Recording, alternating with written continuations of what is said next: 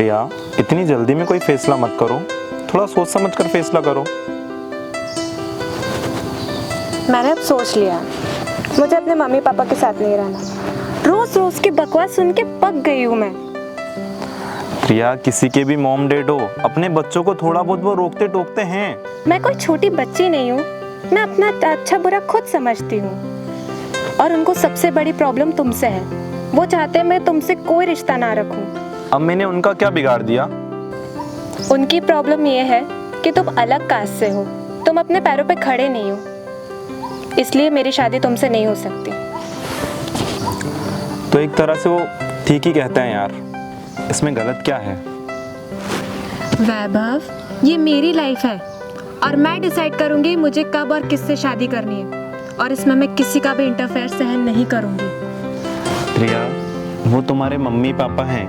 वो मेरे mummy papa नहीं है, मेरे दुश्मन हैं। उनसे मेरी खुशी देखी ही नहीं जा रही। कभी तुमसे मिलने से रोकते हैं तो कभी पढ़ाई के नाम पर रोकते हैं। तो फिर अब तुम क्या चाहती हो? हम भागकर शादी कर लेते हैं। पागल हो गई हो क्या? अभी हम पढ़ाई कर रहे हैं, हमारे एग्जाम होने वाले हैं। पढ़ाई शादी के बाद भी हो सकती है, लेकिन अब मैं उस घर में एक दिन भी नहीं रह सकती। अगर तुम्हें मुझे अपने साथ नहीं रखना है तो मैं सुसाइड कर लूंगी। अरे यार, कुछ दिन और रुक जाओ, मैं अपने बड़े भाई से बात कर लूंगा। नहीं, कल मतलब कल। मैं कल सुबह 10 बजे तुम्हें कॉलेज के बाहर मिलूंगी। ओके ना? ओके।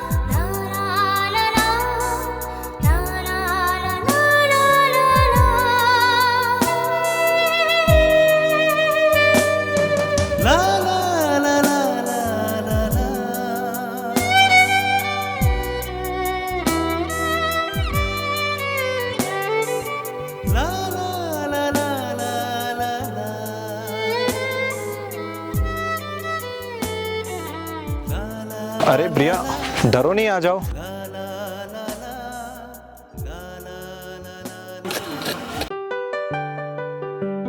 अरे विभू, इस तरह अचानक? अरे विभू, कैसे हो भाई? मैं अच्छा हूँ, लेकिन तुम इस तरह अचानक? ये भाई, ये प्रिया है। नमस्ते प्रिया।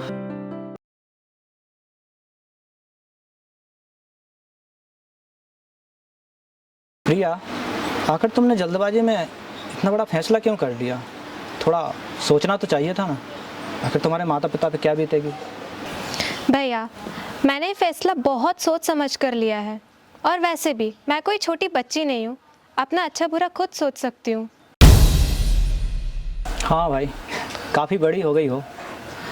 मैं तो बस ये कह रहा था कि आखिर वो तुम्हारे माँ बाप है, आखिर उनकी... आप मेरे मम्मी पापा को नहीं जानते, उनसे मेरी खुशियाँ देखी नहीं जाती।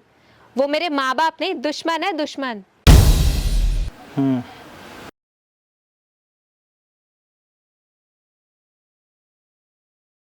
अगर ऐसा है तो ठीक है, फिर आगे क्या सोचा है? हाँ भैया, मैं सोच रहा हूँ कल मैं इंदौर चला जाता हूँ और वहाँ रेंट से रूम देख लूँगा और मंदिर में सारी व्यवस्था कर लूँगा। फिर हम दोनों जाकर वहाँ शादी कर लेंगे। ठीक है, अब जब सब कुछ पहले से फिक्स हो ही गया है तो... भाई, अब मुझसे नाराज़ तो नहीं? कोई फ़ायदा है इसका? ठीक है, तुम लोग हाथ मुंह धोकर आराम कर लो, मैं तुम लोगों के लिए खाने का प्रबंध करता हूँ। भैया, आज खाना मैं बना लेती हूँ, आप बैठिए। अरे नहीं नहीं, तुम लोग काफ़ी थके हुए लग रहे हो, तुम लोग आराम करो, मैं करता हूँ। भैया यहाँ अकेले ही रहते हैं? हाँ, जब हम छोटे थे तब माँ बापू जी एक एक्सीडेंट में छोड़कर चले गए। तब से भैया ने मेरी परवरिश की है और मेरी परवरिश में कोई कमी ना आए, इसीलिए भैया ने अभी तक शादी नहीं की। तुम कितने लकी हो यार जो तुम्हें ऐसे भैया मिले हैं। हे, वैसे एक बात पूछूं, तुम कल रात तक इंदौर से वापस तो आ जाओगे ना? पागल हो क्या? कल रात तक कैसे आऊँगा मैं? हाँ, परसों तक ज़रूर आ जाऊँगा, बस 2 दिन की तो बात है। अरे यार, मैं आज तक कभी गांव में नहीं रही हूँ। प्रिया, तुम टेंशन क्यों ले रही हो? अपना ही घर है और भैया है तो तुम्हारे पास। 2 दिन बाद मैं आ जाऊँगा।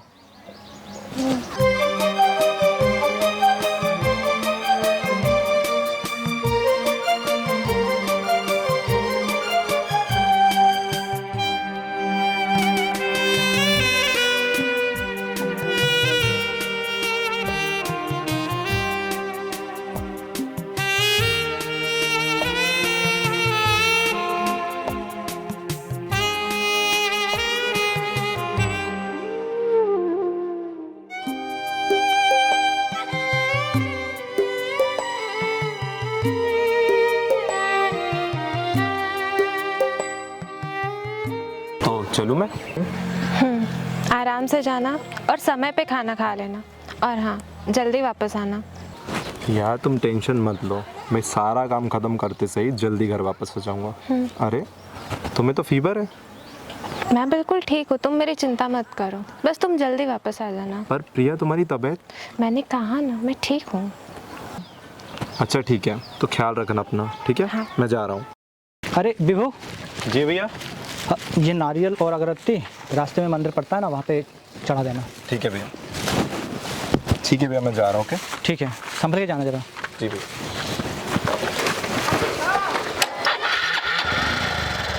बाय प्रिया।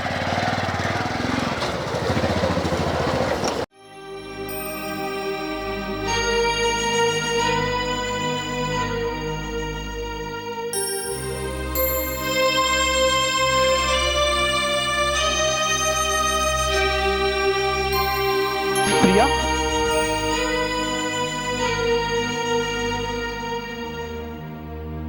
देखिए बुखार बहुत तेज़ है। हाँ, मैंने कुछ मेडिसिन लिख दी है। अगर जैसे कल शाम तक बुखार ना उतरे तो इनको शहर लेकर जाना पड़ेगा। अच्छा ठीक है।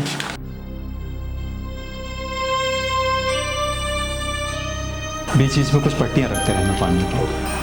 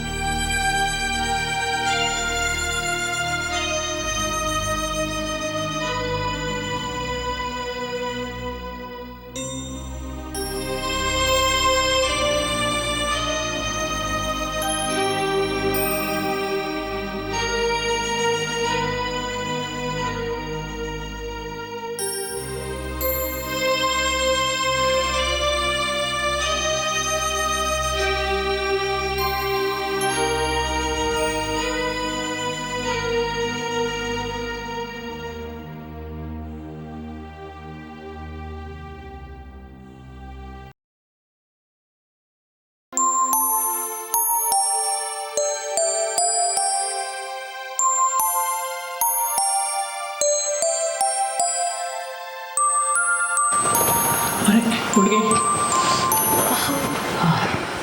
अब कैसा लग रहा है? मैं ठीक हूँ भैया। आप रात भर यहीं सोते रहे? हाँ, वो तुम्हारी तबीयत बहुत ख़राब थी ना, इसीलिए।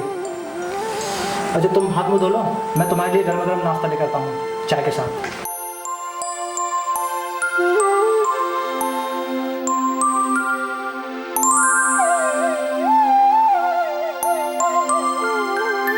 अरे प्रिया, तुमको चाहिए क्या? अरे ये क्या कर रही हो? भैया, आपने मेरे लिए जो किया है वो मैं हमेशा याद रखूंगी। आपका एहसान मैं ज़िंदगी भर नहीं भूलूंगी। आखिर तुमने भी मुझे गालियाँ देने की शुरुआत कर ही दी। क्या? मैं कुछ समझी नहीं भैया। प्रिया, मैंने तुम्हारी सिर्फ एक दिन देखभाल की और तुम मेरी एहसानमंद हो गई। क्या तुमने कभी तुम्हारे माँ बाप के बारे में सोचा है? उन पर क्या बीतती होगी? उन्होंने तुम्हारी देखभाल करने के लिए कितनी तकलीफ़ें उठाई होंगी। तुम्हारी जरा सी तबीयत ख़राब होने पर पता नहीं कितनी रातें जाग कर काटी होंगी उन्होंने। तुम्हारे महंगे खिलौने, कपड़े और तुम्हारे सारे शौक़ पूरे करने के लिए कितना ओवर टाइम किया होगा उन्होंने। किस किस की बातें सुनी होंगी, कभी अपनी परवाह नहीं की होगी तुम्हारी देखभाल करने में। जब उनका प्यार, उनका संघर्ष, उनका त्याग तुम्हारे लिए कोई मायने नहीं रखता तो मेरा क्या मोल। कितने सालों से जानती हो विभू को? 2 सालों से। और इन 2 साल की मुलाकात में तुमने अपने माता पिता के 18 साल के प्यार को भुला दिया। क्या उनके प्यार का कोई मोल नहीं? आज वो तुम्हारे दुश्मन हो गए। अरे जब उनके लिए तुम्हारे दिल में कोई प्यार और सम्मान नहीं, तो तुम्हारा ये झूठा सम्मान मुझे नहीं चाहिए।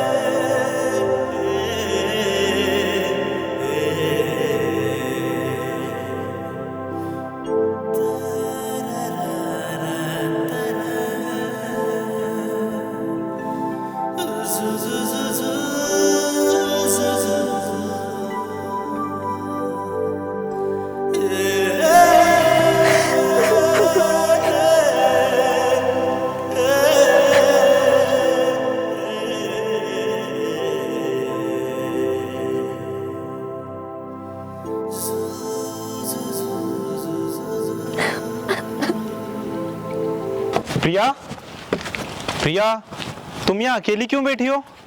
और तुम्हारी तबीयत तो ठीक है ना? मैं ठीक हूँ। प्रिया, मैं सारी तैयारियां करके आ गया हूँ और परसों हम मंदिर में जाकर शादी कर लेंगे और फिर वहीं से इंदौर शिफ्ट हो जाएंगे, ठीक है? बेबू, मैं अभी तुमसे शादी नहीं कर सकती। मुझे अपने मम्मी पापा के पास वापस जाना है। ये तुम क्या बोल रही हो प्रिया? ये तुम्हारा ही तो प्लान था और इसीलिए मैं तुम्हें यहाँ लेकर आया हूँ, और अब तुम ही शादी करने से मना कर रही हो। मुझसे बहुत बड़ी गलती हो गई।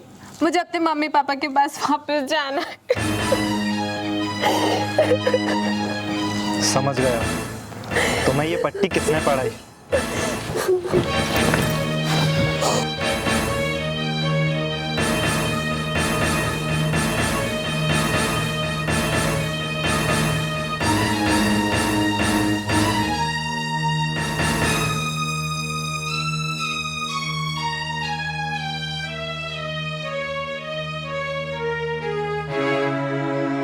भैया, ये क्या पट्टी पढ़ा दी अपने प्रिया को? वो मुझसे शादी करने से मना कर रही है। विभू, मैंने उसे शादी करने से मना नहीं किया है। मैंने तो उसे वास्तविक प्रेम का मतलब बताया बस। समझ गया भैया, आप चाहते ही नहीं कि मेरी और प्रिया की शादी हो और कोई तीसरा इस घर के अंदर आए। कहीं आपको ये तो नहीं लगता इससे आपकी वैल्यू कम हो जाएगी? विभू, ये क्या कह रहा है तू? जा रहा हूँ भैया, रहो अकेले आप। विभू,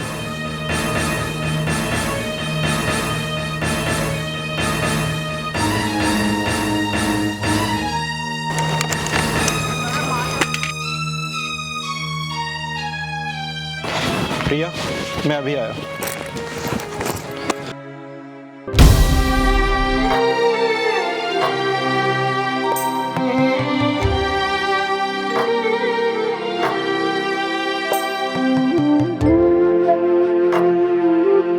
भाई, क्या हुआ? फिर चाचा भूल गया?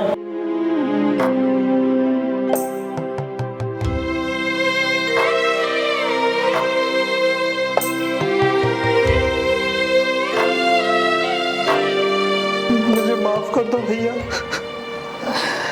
मैंने आपका बहुत दिल दुखाया है। अरे पगले, तेरी बात पर कभी मुझे बुरा लगा है?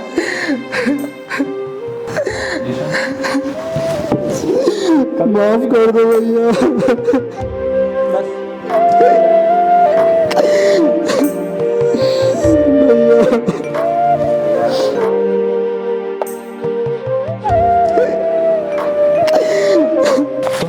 मत करो। तुम्हारी पढ़ाई पूरी होने के बाद मैं खुद जाऊंगा तुम्हारे माता पिता के पास तुम्हारी शादी की बात करने, और तय करके ही आऊँगा, भले इसके लिए मुझे उनके पैर ही क्यों ना पकड़ना पड़े। बस इतना याद रखना, हमारी खुशियों में अगर बड़े शामिल ना हो तो हमारी खुशियाँ अधूरी रह जाती हैं, और अगर शामिल हो जाएं तो खुशियाँ दुगनी हो ही जाती है, और उन खुशियों को कभी किसी की नज़र नहीं लगती। भैया अब अनुमति दीजिए।